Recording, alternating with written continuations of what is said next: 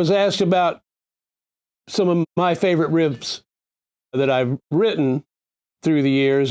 Obviously, Gov't Mule has done a lot of studio records, so there's a lot of riffs to choose from. If we go back to the very first record, the riff in the song Mule is one that kind of stands out.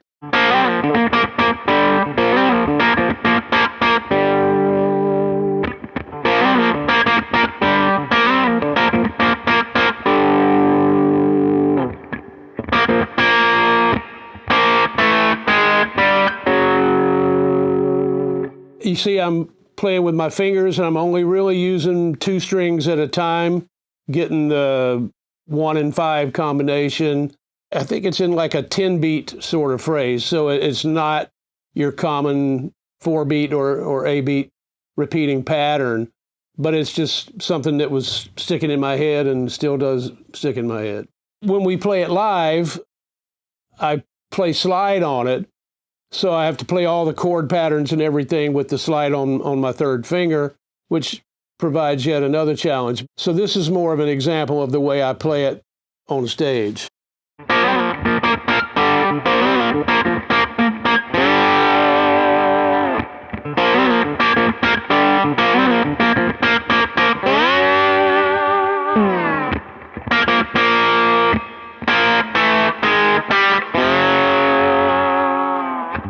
Again, I'm playing with my fingers. I have the pick here for when I need it, and utilizing that muting technique, you know. So there's this lick in the middle where it modulates to E flat, and play this other kind of signature lick. I played it in the studio without the slide on my finger, but again, live I have the slide on my finger, so I have to play it that way, which is...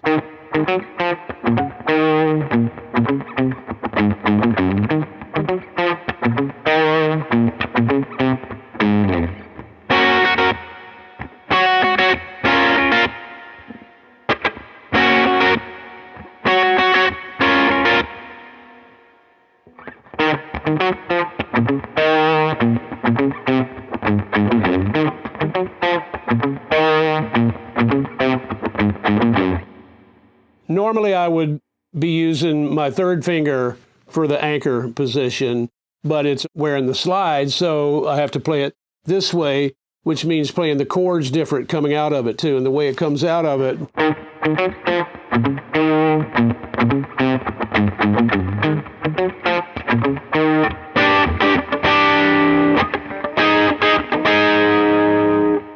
This riff from the song Blind Man in the Dark on our 2nd album, Dose, is a little tricky, and I normally play it tuned down a half step, but now I'm not tuned down, so I'm going to play it so it'll sound a little different because it's in D as opposed to C sharp. But that opening riff in Blind Man in the Dark goes 3, 4...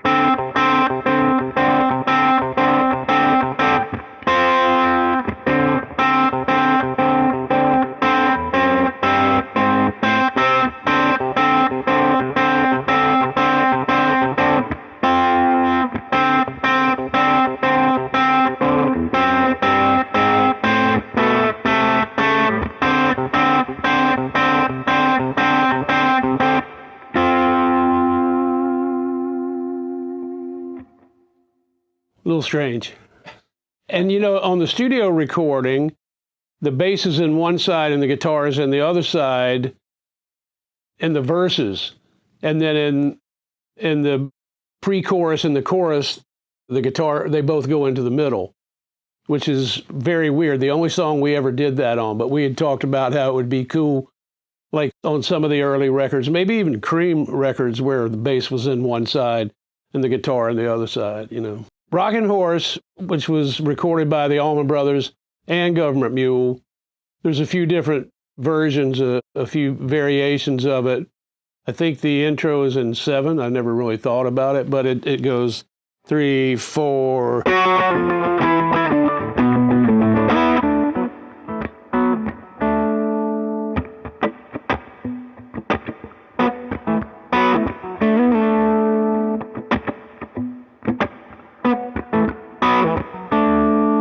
And all that space is the bass playing cool stuff. And then that riff comes back at the end of the solo section, which has this where we're modulated to F sharp.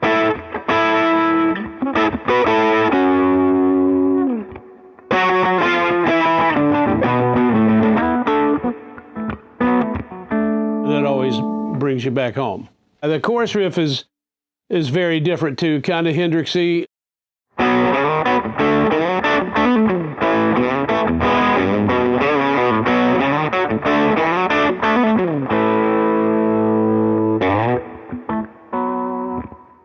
And so you see the attack, and also making it a little bit staccato to bring the riff out a little bit more with those major thirds as part of the chord on the bottom. Again, it's kind of got a Hendrixy vibe, but a little different as well.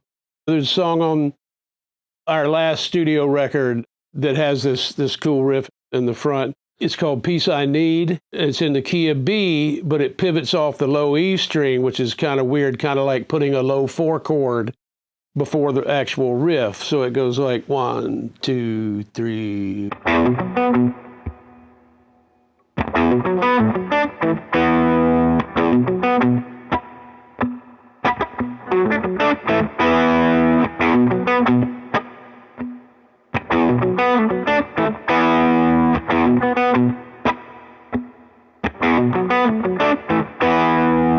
A lot of muting with my right hand on this, the palm, using the palm of my right hand.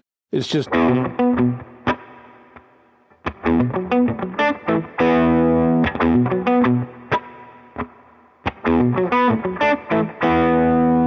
So you just pick, but using the palm mute to give it that effect. There's a song on my first solo record, which was called Tales of Ordinary Madness, called Fire in the Kitchen, which was the single from that record. Kind of has a bit of a free vibe about it, but it has this riff in the front that's kind of memorable and hooky, also in the key of B.